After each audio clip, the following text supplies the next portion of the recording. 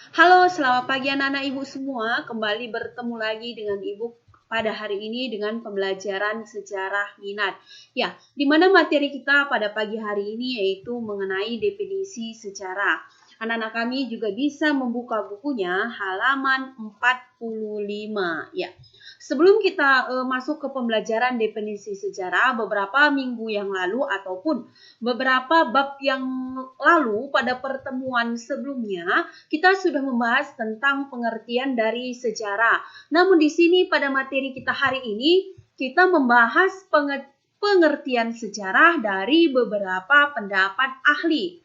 Ya, yang pertama, menurut Muhammad Ali, sejarah merupakan suatu peristiwa yang mengacu pada 3 makna, yaitu perubahan, kejadian, dan peristiwa kenyataan. Ataupun Muhammad Ali mengatakan bahwa sejarah merupakan ilmu yang bertugas menyelidiki perubahan-perubahan kejadian dan atau dalam kenyataan sekitar kita. Jadi, kejadian-kejadian atau peristiwa-peristiwa yang terjadi di sekitar kita ataupun perubahan yang terjadi di sekitar kita yang berupa kenyataan itu merupakan arti dari sejarah menurut pendapat Muhammad Ali. Ya, masuk arti yang kedua yaitu menurut W.H. Walsh pada tahun 1967. Sejarah yaitu menitik beratkan pada pencatatan berarti dan penting bagi manusia. Jadi di sini menurut W.H. Walsh, sejarah itu peristiwa yang dicatat ataupun peristiwa penting yang berkaitan dengan kehidupan manusia. Ataupun catatan itu meliputi tindakan dan pengalaman manusia pada masa lampau ataupun peristiwa-peristiwa yang terjadi pada manusia pada masa lampau namun memiliki hal yang penting. Itulah arti dari sejarah menurut W.H. Walsh. Masuk kita arti yang ketiga. Arti yang ketiga yaitu menurut Ibnu Khaldun pada tahun 2000. Sejarah adalah sebagai catatan tentang masyarakat umum manusia atau peradaban manusia yang terjadi pada waktu atau sifat masyarakat itu. Ulangi sekali lagi. Sejarah adalah sebagai catatan tentang masyarakat umum manusia atau peradaban manusia yang terjadi pada waktu itu atau sifat masyarakat itu. Dan menurut J.V. Brace pada tahun 1920, sejarah adalah catatan dari apa yang telah dipikirkan, dikatakan, dan diperbuat oleh manusia. Di sini menurut J.V. Brace bisa kita garis bawahi arti dari sejarah yaitu yang dipikirkan, yang dikatakan, dan yang diperbuat oleh manusia itu sendiri. Masuk kita ke yang kelima yaitu menurut Patrick Gardier pada tahun 1959. Di sini kita akan belajar tentang beberapa istilah sejarah dari bahasa-bahasa Arab, bahasa Inggris, dan bahasa Jerman. Ya. Yang pertama yaitu sejarah berasal dari bahasa Arab. Seperti yang sudah kita pelajari pada pertemuan yang pertama, masuk ke dalam pelajaran sejarah minat. Anak-anak kami pasti masih ingat ya kan? Sejarah yaitu diambil dari bahasa Arab yang disebut dengan syajaratun, yang berarti pohon. Lazimnya sebuah pohon. Ya, anak-anak kami bisa membayangkan. Kita harus bisa berimajinasi, membayangkan pohon. Apa saja yang ada pada pohon tersebut? Ya, akar, batang, cabang, ranting. Inilah maksud dari sejarah menurut si Patrick Gardier ataupun berasal dari bahasa Arab syajaratun, pohon. Pohon memiliki akar, memiliki batang, cabang, dan ranting. Di mana pohon tersebut tumbuh dan berkembang secara terus-menerus. Jadi, istilah syajaratun semula berarti dari pohon, kemudian digunakan untuk menggambarkan silsilah keluarga. Jadi, yang sebelumnya arti sejarah dicenderungkan pohon, kemudian digambarkan menjadi silsilah keluarga. Ya, di sini silsilah keluarga atau dipahami sebagai pohon silsilah. Nampak ada cabangnya, ada batangnya, ada rantingnya, ada akarnya. Inilah yang disebut dengan silsilah keluarga ataupun pohon silsilah. Menurut Frederick Gardiner, akar, batang, cabang, dan ranting. Ya, akar, batang, cabang, dan ranting. Oke, nampak di sini anak. Ya, atau disebut dengan pohon silsilah keluarga. Ya, masuk kita ke istilah-istilah sejarah. Menurut bahasa Nusantara ataupun berasal dari suku Jawa, sejarah disebut dengan babat. Dalam bahasa Minangkabau, sejarah disebut dengan tambo. Dalam bahasa Inggris, sejarah disebut dengan history. Dalam bahasa Yunani, sejarah disebut dengan historia. Di dalam bahasa Belanda, sejarah disebut dengan Geschiedenis, dan dalam bahasa Arab, sejarah disebut dengan syajaratun. Oke? Ya. Berdasarkan pengertian sejarah tersebut, maka mempelajari peristiwa atau kejadian masa lampau dalam kehidupan umat manusia, itulah yang disebut dengan sejarah. Ulangi sekali lagi anak ya. Mempelajari peristiwa ataupun kejadian masa lampau pada kehidupan manusia disebut dengan pengertian sejarah secara umum. Oke? Jadi orang yang mempelajari sejarah tersebut disebut dengan sejarawan. Oke? Orang yang mempelajari sejarah tersebut disebut dengan sejarawan. Jadi sekarang masuk kita ke kedudukan sejarah. Ya, kedudukan sejarah di bukunya halaman 50.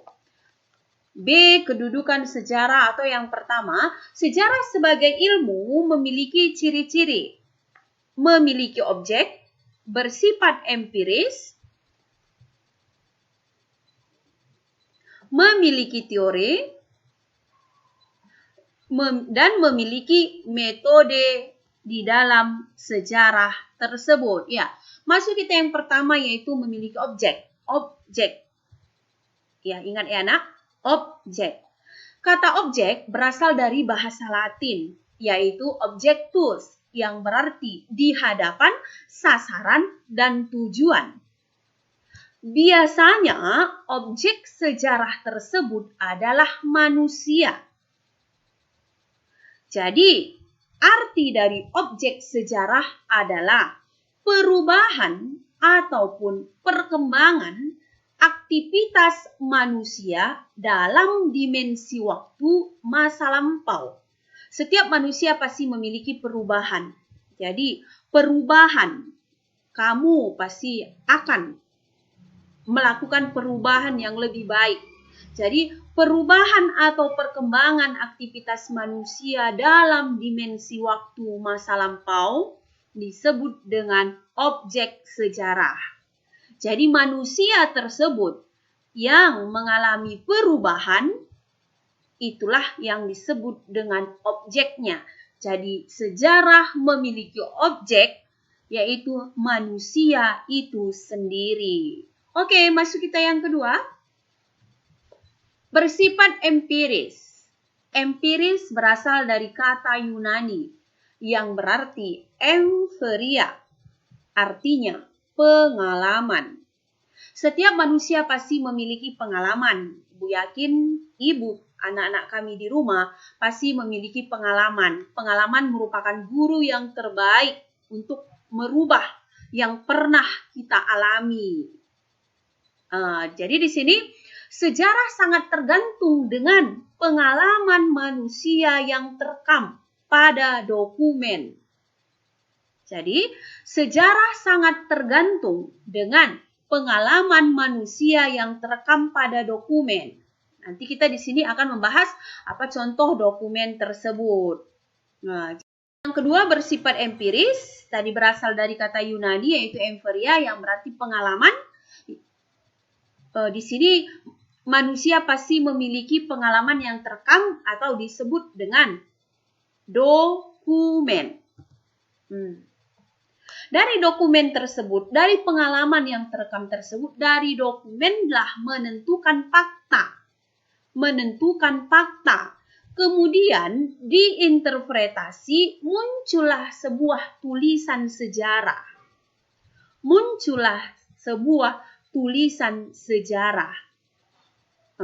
Dan di sini juga sejarah membicarakan manusia dari segi waktu, seperti perkembangan, kesinambungan, pengulangan, dan perubahan. Jadi tadi dari dokumen yang terekam menentukan fakta. Di dalam sejarah, contoh bukti dan fakta sejarah adalah Candi Borobudur. Kemudian ditulis oleh seorang sejarawan. Dan di dalam penulisan tersebut ada 4 waktu yang harus diperhatikan.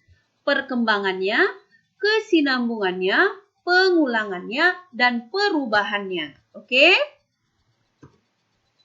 Yang ketiga, memiliki teori. Kata teori berasal dari bahasa Yunani, yaitu theoria, yang berarti renungan. Teori berisi satu kumpulan tentang kaidah pokok suatu ilmu. Seperti tadi di slide yang awal, Ibu menjelaskan arti sejarah berdasarkan teori Muhammad Ali. Jadi di sini teori diambil dari bahasa Yunani yang disebut dengan teoria, yang berarti renungan dan dikumpulkan menjadi satu pokok ilmu. Oke? Yang keempat, memiliki metode. Metode juga berasal dari bahasa Yunani yang disebut dengan metodos atau berarti cara. Bagaimana metodenya? Bagaimana caranya? Jadi, metode sejarah adalah sekumpulan prinsip dan aturan yang sistematis dan hasilnya biasanya berbentuk tertulis. Jadi dari teori menjadi metode, metode tersebut berbentuk tertulis. Nah, di dalam penelitian metode sejarah tersebut ada 4 tahap lagi di sini, 4 tahap. Tahap yang pertama, heuristik. Heuristik adalah seni dan ilmu pengetahuan yang berhubungan dengan suatu penemuan. Seni dan ilmu pengetahuan yang berhubungan dengan suatu penemuan. Setelah ada heuristiknya, masuk ke kritik sumber. Biasa di dalam buku ataupun di dalam majalah, apabila anak kami membaca surat kabar, maka ada tertulis di bawah sumber. Jadi apa itu sumber? Proses menguji naskah sumber seperti dokumen. Yang ketiga, interpretasi, yaitu pemberian kesan, pendapat. Yang terakhir dari tahapan metode sejarah tersebut, yaitu historiografi, adalah tahap terakhir dalam metodologi sejarah. Jadi dari heuristik, kritik sumber, interpretasi, tahap terakhirnya adalah historiografi. Tahap terakhir dalam metodologi sejarah yang harus dilakukan oleh sejarawan. Oke, sudah tahu kan arti dari sejarawan? Tadi sudah Ibu bilang. Jadi tahap terakhir di dalam metode sejarah tersebut adalah historiografi. Inilah contoh dari dokumen, seperti dokumen-dokumen yang berkaitan dengan sejarah, yaitu surat kabar. Inilah yang dikumpulkan dan digunakan menjadi contoh pengumpulan teori di dalam penulisan historiografi. Ya, dari tahap tersebut, maka tadi tahap yang terakhir adalah historiografi. Ya, ini dia bentuk karya historiografi sejarah. Nah, dia sudah menjadi sebuah buku yang ditulis oleh sejarawan. Oke. Dan yang terakhir yaitu memiliki generalisasi berasal dari bahasa Latin, yakni generalis yang memiliki arti umum atau kesimpulan umum. Generalisasi yang berasal dari bahasa Latin, yakni generalis, berarti memiliki arti umum atau kesimpulan. Jadi kesimpulan dari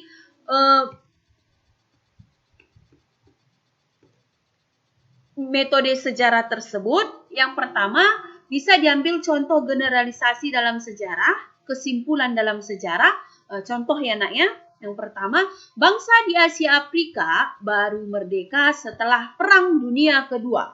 Apa kaitannya? Di dalam materi minggu lalu sudah Ibu kaitkan. Kenapa ketika terjadi Perang Dunia Kedua, akhirnya bangsa Asia bisa memproklamasikan kemerdekaannya? Hubungan kausalitas ataupun sebab akibat.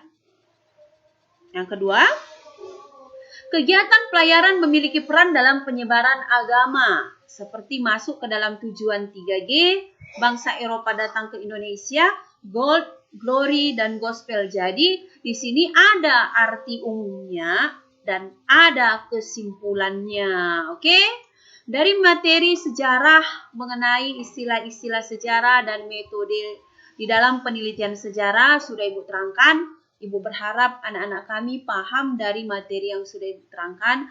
Apabila ada materi yang kurang dimengerti, maka silahkan tanya ke Ibu secara langsung. Oke, terima kasih.